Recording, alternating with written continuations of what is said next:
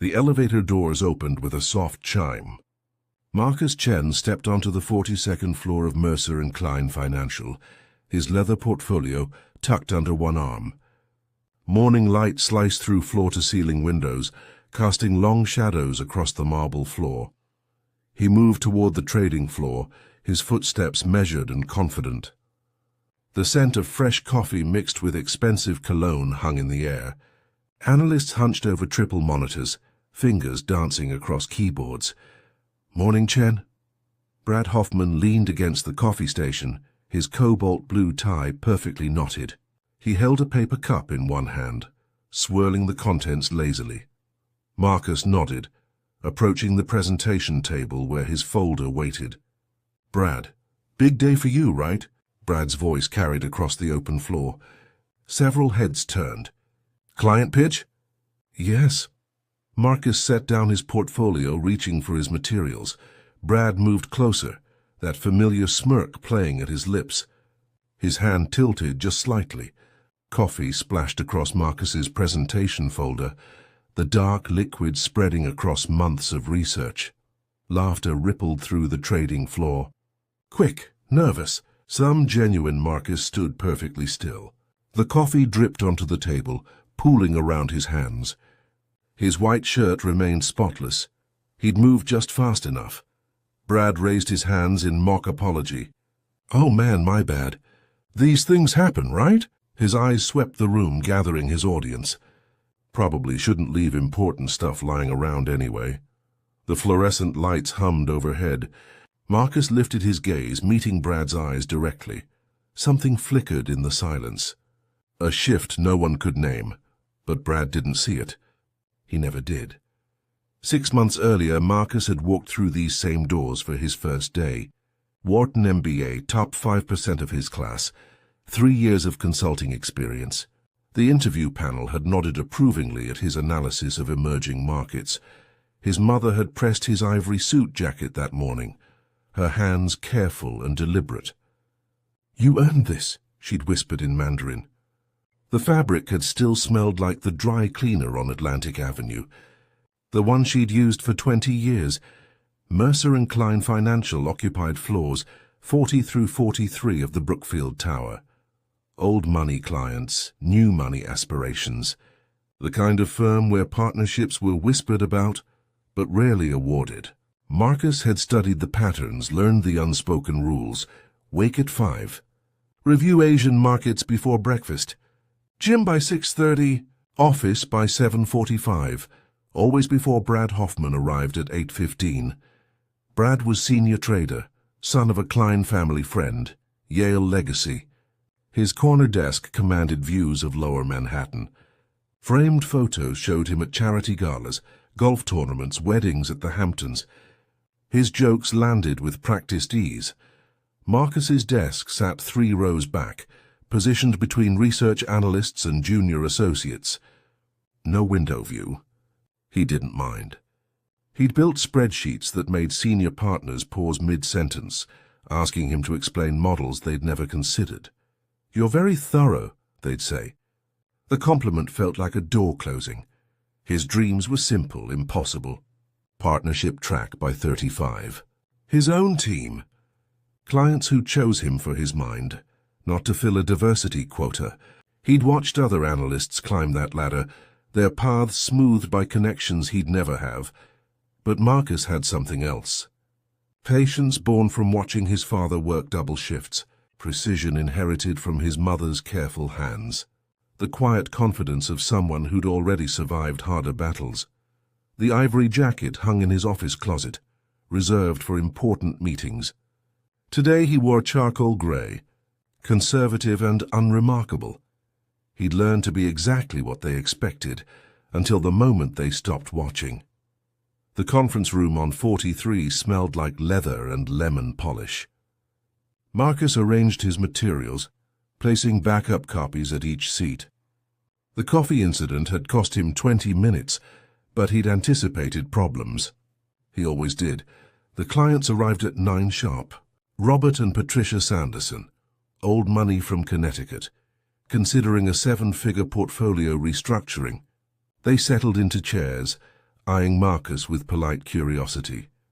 "Mr. Chen will walk us through the analysis," announced Tom Whitmore, the senior partner supervising the pitch. "He's been with us 6 months, but his work is exceptional." Marcus stood, advancing the first slide. "Thank you for meeting with us. I've prepared a comprehensive review of—" The door opened. Brad Hoffman entered, coffee cup in hand, his smile easy and apologetic. "Sorry I'm late. Traffic." Tom frowned but gestured to an empty chair. Brad had no reason to be at this meeting. Marcus's chest tightened slightly, but his voice remained steady. "As I was saying, current market volatility presents unique opportunities." Marcus clicked to the next slide, showing 3-year projections. "My analysis suggests reallocating 30% of your fixed income holdings—" "That seems aggressive," Brad interrupted, leaning back in his chair. "For clients of this demographic—" Patricia Sanderson blinked. Robert shifted forward slightly. Marcus paused, his hand steady on the remote. "The risk models account for volatility. The data supports—" Sure. Brad waved his hand dismissively. "But let's be real. These concepts get pretty complex. Maybe we should have someone more experienced handle the technical parts." He smiled at the Sandersons. "No offense to Marcus. Diversity hires bring valuable perspectives. But this is serious money we're discussing." The room temperature seemed to drop 10 degrees. Tom Whitmore's jaw tightened. "Brad, I'm just being practical." Brad leaned forward, addressing the clients directly. "We want you to feel confident. Chen could maybe assist with the simpler administrative tasks, but the actual strategy requires—" "My analysis is complete and accurate," Marcus said quietly. His voice cut through Brad's performance like a blade. "I'd be happy to walk through any section you question," Brad laughed, turning to Tom. "See? Defensive. That's exactly what I mean. Clients need confidence, not attitude." Patricia Sanderson stood abruptly. "I think we've heard enough." Her voice carried an edge that silenced the room. "Robert, we're leaving." The door closed behind them with a decisive click. Brad blinked, his smile faltering. "What?" "I was just trying to help." Tom Whitmore's face had gone pale. "My office now." Marcus remained standing at the head of the table, his presentation frozen on the screen. The numbers didn't lie. They never had, but numbers, he'd learned, weren't always enough. Marcus stood alone in the empty conference room. The city sprawled below, 43 floors of steel and glass separating him from solid ground. His reflection stared back from the window, distorted slightly by afternoon light. His hands weren't shaking. That surprised him. They'd shaken the first time and the second. By now his body had learned a different response. Stillness. Ice where fire used to burn. The Sanderson account was gone. He knew that without confirmation. 6 months of research. Late nights building models that accounted for every variable. Patricia Sanderson's face had said everything. Not shock at Brad's comments, but disappointment that the firm allowed them. His mother's voice echoed in his memory, speaking Mandarin in their kitchen 20 years ago. "Dignity, Marcus. When they try to make you small, you stand tall. Not with anger, with certainty." She'd been folding laundry from her cleaning jobs, her hands red from industrial soap. His father had worked the night shift at the warehouse, sleeping through the afternoon while Marcus did homework at the kitchen table. They'd never complained, never raged. Just worked, impossibly hard, until Marcus had scholarship letters instead of rejection notices. The choice before him was familiar, almost comfortable. He could file a complaint with HR, document the incident, join the chorus of voices that somehow never quite reached the right ears. Or he could wait, watch and let Brad's confidence become his vulnerability. Marcus turned from the window. His presentation materials lay scattered across the table, carefully prepared slides reduced to irrelevance. He gathered them slowly, each page a reminder of time invested, opportunity lost. But something else stirred beneath the disappointment. A calculation forming, pieces arranging themselves. Brad Hoffman assumed he knew the rules, assumed he understood power. He was wrong on both counts. Marcus was 12 when his mother took him to work for the first time. Summer break, no babysitter, no choice. She'd cleaned offices in Midtown for 6 years, arriving at 5 a.m. before anyone else. The buildings had felt impossibly tall, their lobbies gleaming with marble and gold. His mother had moved through them like a ghost, emptying trash bins, wiping conference tables, straightening chairs that important people would occupy in 3 hours. See this? She'd pointed to a brass nameplate on an executive door. That person makes decisions about millions of dollars, but they can't work without someone like me making their space ready. Young Marcus hadn't understood. You're more important. Oh, she'd smiled, tired but patient. I'm invisible. But invisible doesn't mean powerless. It means you see things others miss. You understand the system from inside. His father had taught different lessons, working warehouse graveyard shifts for 18 years. They'll try to tell you what you're worth, he'd said in Mandarin over Sunday dinner. Don't argue. Just prove them wrong with results. Let your work speak when their assumptions run out of words. By 16, Marcus was tutoring classmates in calculus, making money his parents didn't have to earn. By 20, he had a full scholarship to Cornell. By 25, his MBA hung on a wall his parents would never have dreamed possible. Wharton had taught him financial modeling. His parents had taught him patience. His mentor, Professor Deborah Wright, had pulled him aside after graduation. She was black, brilliant, and held 3 doctorate degrees. Her office walls were covered with awards people kept giving her, while denying her promotions. You'll face this everywhere, she'd said bluntly. The assumptions, the comments, the surprise when you're competent. You have 3 choices. Fight every battle and exhaust yourself, accept it and diminish yourself, or master the game so completely they can't deny you. Which did you choose? Marcus had asked. She'd smiled. All 3 at different times. But I survived by learning who really holds power. It's not always the person with the loudest voice. Now 6 months into Mercer and Klein, Marcus understood her meaning. Brad's voice was loud, but voices could be silenced by the right revelation at the right moment. He just needed to find it.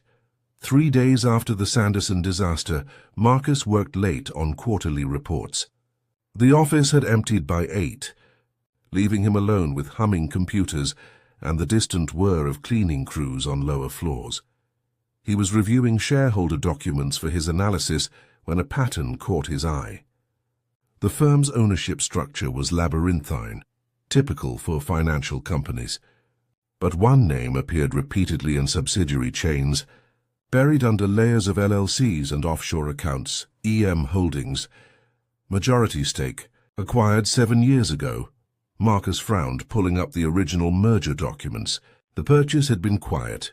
No press release, no announcement.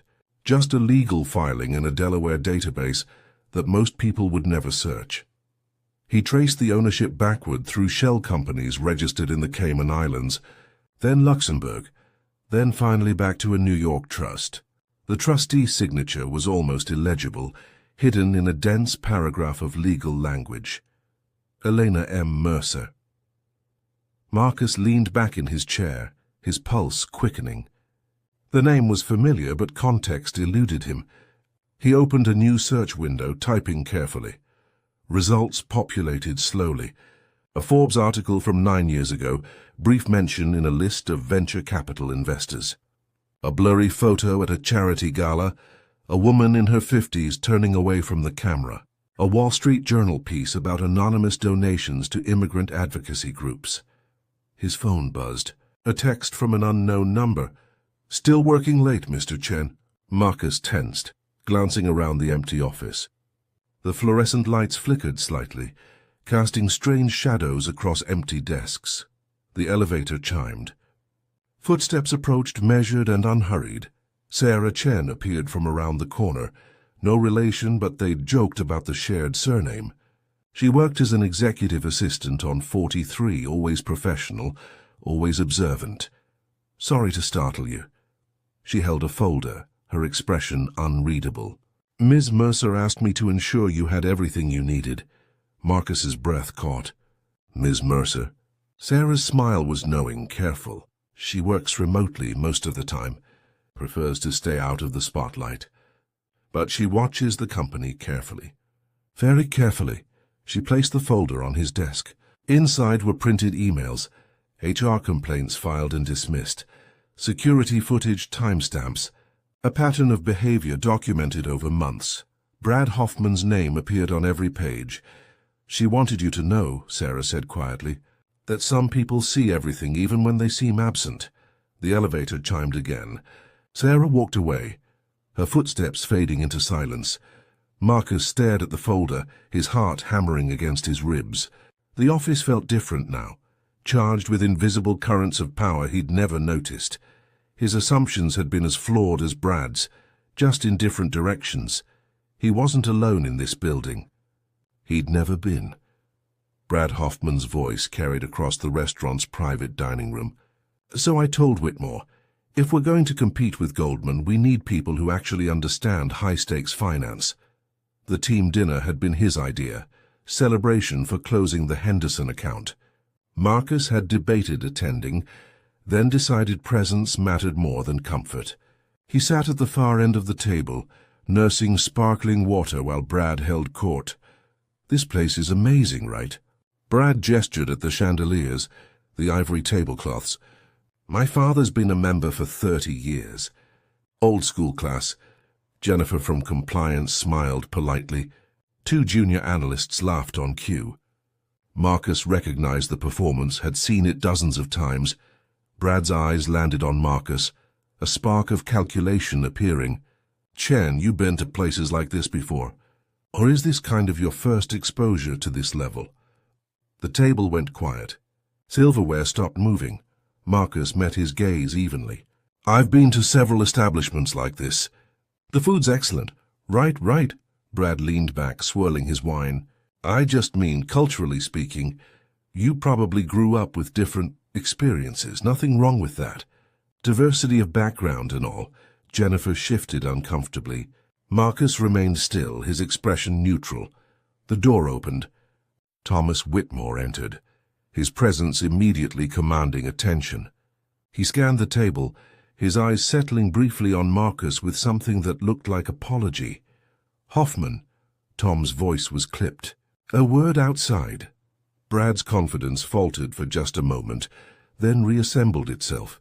Sure thing, boss. Be right back, everyone. The 2 men disappeared into the hallway. Through the partially open door, urgent whispers carried back. Marcus caught fragments. Board concerns. Inappropriate behavior. Last warning. Brad returned 5 minutes later, his smile slightly strained but still intact. He slid into his chair, reaching for his wine glass. Everything okay? Jennifer asked. Perfect. Brad's laugh was hollow. Just partnership discussions. Big things coming. He didn't look at Marcus again for the rest of the evening, but Marcus felt the shift, subtle and unmistakable. The rope was tightening. Brad just couldn't feel it yet. The emergency board meeting notice arrived via email at 7:45 a.m. All senior staff required to attend. 43rd floor executive conference room, 9 a.m. sharp. Marcus read it twice, his coffee growing cold in his hand. Board meetings were rare, usually scheduled weeks in advance. Emergency sessions meant crisis or major decision. Brad strutted past Marcus's desk at 8:30, his cobalt blue suit freshly pressed. Big day, Chen, partnership announcements finally. He winked. Some of us are moving up. The trading floor buzzed with speculation. Promotions, restructuring, potential merger. Marcus gathered his tablet and headed for the elevator, his pulse steady despite the uncertainty. The 43rd floor was different from the trading floor below. Darker wood, oil paintings, the scent of expensive leather. The conference room seated 20, arranged around an oval table of polished mahogany. Brad claimed a seat near the head of the table, confidence radiating from every gesture. Tom Whitmore sat opposite, his expression carefully neutral. Other senior staff filtered in, taking positions based on unspoken hierarchy. Marcus chose a chair near the back wall, Observer rather than participant. 9 a.m. arrived. The room settled into expectant silence. The door opened. A woman entered. Late 50s, moving with unhurried certainty. She wore an emerald green suit, tailored perfectly. Her silver-streaked hair pulled back in a simple bun. No jewelry except small pearl earrings. Her eyes swept the room, cataloguing faces with the precision of someone who'd been watching for much longer than anyone realized. Brad glanced up, confused. "Sorry, are you Elena Mercer?" Her voice was quiet, controlled, carrying the weight of absolute authority. She moved to the chairman's seat at the head of the table, setting down a slim leather folder. The room inhaled collectively. Brad's mouth opened, then closed. His face drained of color, realization crashing over him in visible waves. Tom Whitmore stood slightly. "Miss Mercer, we didn't expect—" "I know." She settled into the chair, her gaze moving methodically around the table. When her eyes reached Marcus, she held his stare for exactly 3 seconds. "Please, everyone, sit. We have important matters to discuss." Brad's joke, half formed on his lips, died into horrible silence. Elena opened her folder, extracting a single sheet of paper. "Let's talk about workplace culture." The boardroom had never felt so small. Brad sat frozen in his chair, his confidence evaporating like water on hot pavement. Around him, colleagues studied the table, suddenly fascinated by wood grain patterns. Elena Mercer placed reading glasses on her nose, studying the document before her. Her voice remained conversational, almost gentle. "I've been working remotely for 8 months now. Health reasons initially. Then curiosity. It's remarkable what you observe when people forget you're watching." Tom Whitmore cleared his throat. "Ms. Mercer, we've been managing operations according to—" "I'm sure you have." She didn't look up. "And in many ways the firm is thriving. Strong returns, solid client relationships, good market positioning." Relief flickered across several faces. Brad's shoulders relaxed slightly. "But—" the word hung in the air like a blade. "I've received concerning reports. Patterns of behavior that contradict everything this firm claims to value." She removed her glasses, her gaze landing on Brad with surgical precision. "Mr. Hoffman, you've been with us 3 years, correct?" Brad swallowed hard. "Yes, ma'am. 3 years, strong performance record." "I've reviewed your performance." Elena's tone remained neutral. "Your numbers are adequate. Your behavior, however, requires discussion." The room's temperature seemed to drop. Marcus remained motionless in his chair against the wall, barely breathing. Elena looked directly at him. "Mr. Chen, Marcus, would you please join us at the table?" Every head turned. Brad's face contorted through confusion, anger, fear. Marcus stood slowly, moving to an empty chair. His hands were steady. Years of his mother's lessons, his father's quiet strength, Professor Wright's warnings, all of it converged in this moment. Lena's expression softened imperceptibly. "I understand you've had some difficulties lately. A client meeting that went poorly. Comments about your qualifications, your background?" Brad opened his mouth. Elena raised one finger, silencing him without a word. "I also understand," she continued, "that you've handled these situations with remarkable professionalism. Dignity under circumstances that would justify anger." She turned to Brad. "Mr. Hoffman, I'd like you to explain your comment from last week. Something about diversity hires and simpler tasks. In your own words, please." The silence that followed felt eternal, crushing, absolute. Brad's voice cracked slightly. I didn't mean it was taken out of context." Elena tilted her head, genuinely curious. "What was the context?" "I was trying to help." The client seemed confused, and I thought maybe someone with more experience. He gestured vaguely, words tangling. "It wasn't about race or anything like that." "You specifically mentioned diversity hiring," Elena said calmly. "You suggested Mr. Chen handle administrative tasks instead of client strategy, in front of clients and colleagues. What context makes that appropriate?" Brad's face reddened. "Look, I've worked hard to get where I am. My father knows the Klein family, yes, but I earned my position. If someone's sensitive about feedback, feedback. Eleanor repeated the word like she was tasting something bitter. Let me share some feedback with you. She nodded to Sarah Chen, who'd entered quietly and now operated a laptop at the side table. The conference room screen flickered to life. Security footage appeared. The coffee station 6 days ago, Brad's hand tilting deliberately, spilling liquid across Marcus's presentation folder. The laughter that followed, orchestrated and cruel. The video changed. The Sanderson meeting. Brad's interruptions, his comments about demographics and complexity. Another clip. The restaurant. Brad's questions about cultural experiences. His assumption about Marcus's background. Email chains appeared next, projected in damning clarity. Brad to HR. Concerned about Chen's fit with client-facing roles. HR's response, no performance issues noted. Brad's reply, you know what I mean.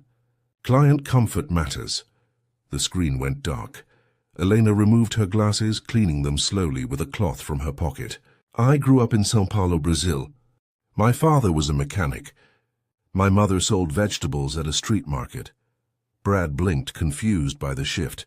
I came to the United States at 19, speaking broken English with $800 and a student visa. I worked 3 jobs while earning my economics degree. People made assumptions about what I could handle, what I deserved. Her voice never rose, never hardened.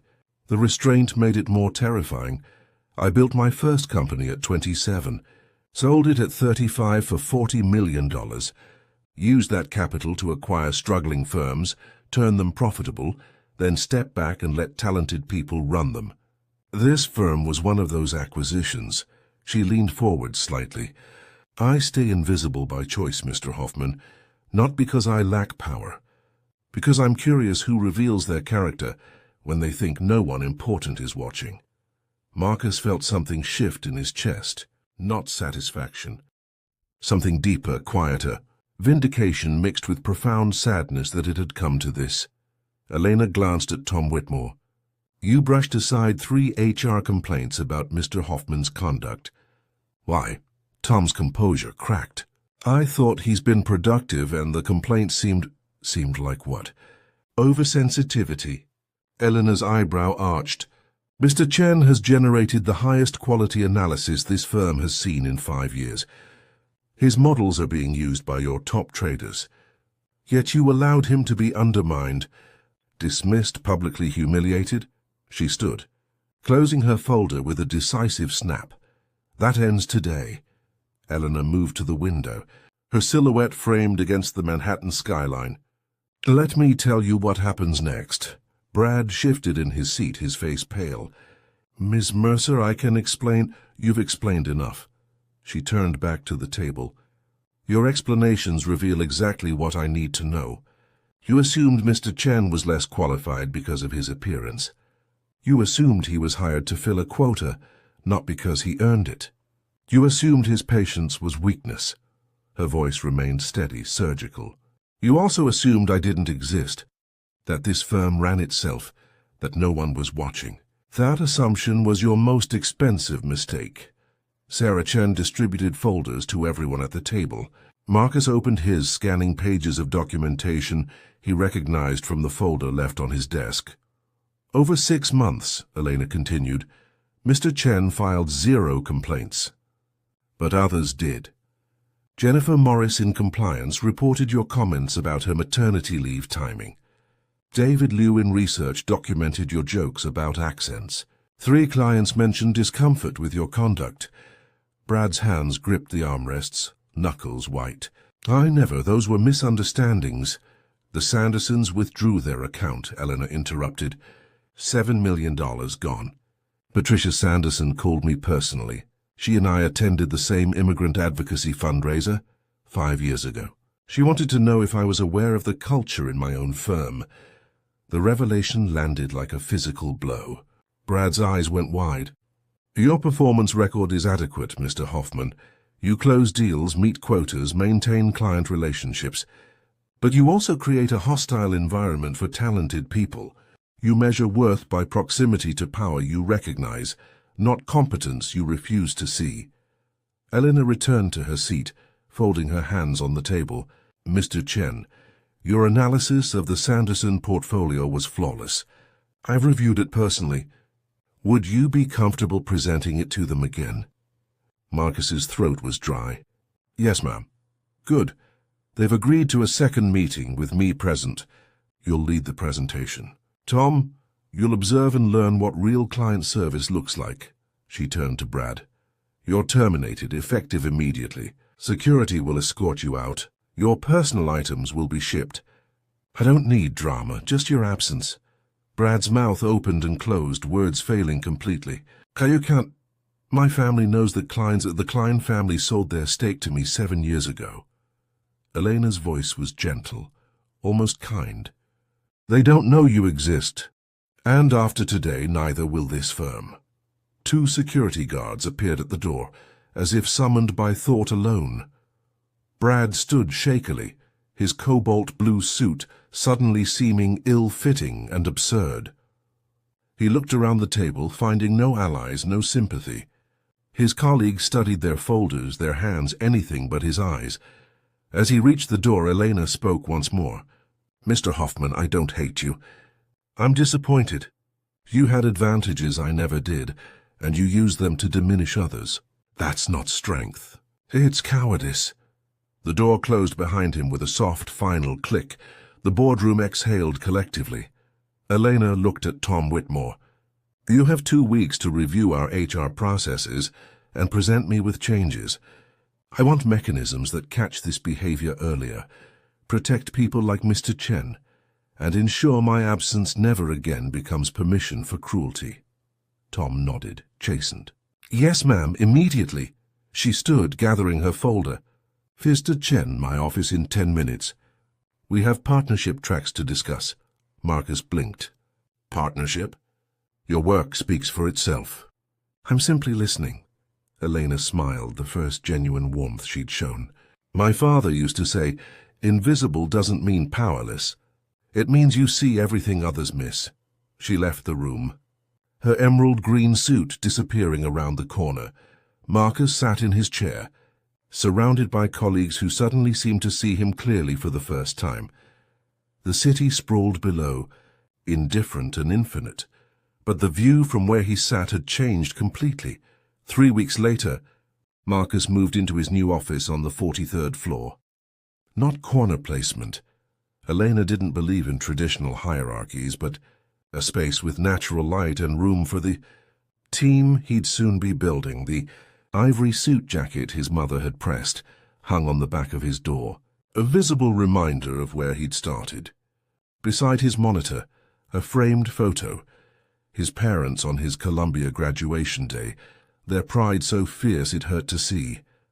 Brad Hoffman's name had been scrubbed from the company directory within hours. His desk was occupied now by a brilliant analyst from Howard University, a young woman whose interview had made Elena personally call to extend the offer. The Sanderson account had been restored. Patricia and Robert sat through Marcus's presentation with careful attention, then increased their investment by $2 million. This is what we expected the first time, Patricia had said simply. Tom Whitmore had implemented new policies, anonymous reporting systems, quarterly culture reviews, mandatory training that felt substantive rather than performative. He'd apologized to Marcus privately, his discomfort genuine and earned. I didn't see it, Tom had said quietly. Or I saw it and told myself it wasn't my problem. That was wrong. Marcus had accepted the apology, though forgiveness was complicated. Trust, once broken, rebuilt slowly. Elena worked from the office 2 days a week now, her presence transforming the culture in ways policy never could. She moved through the floors in her emerald green suits, asking questions, listening to answers others had been trained to ignore. She'd called Marcus to her office after the board meeting, offering him senior analyst position with partnership track. 3 years, she'd said.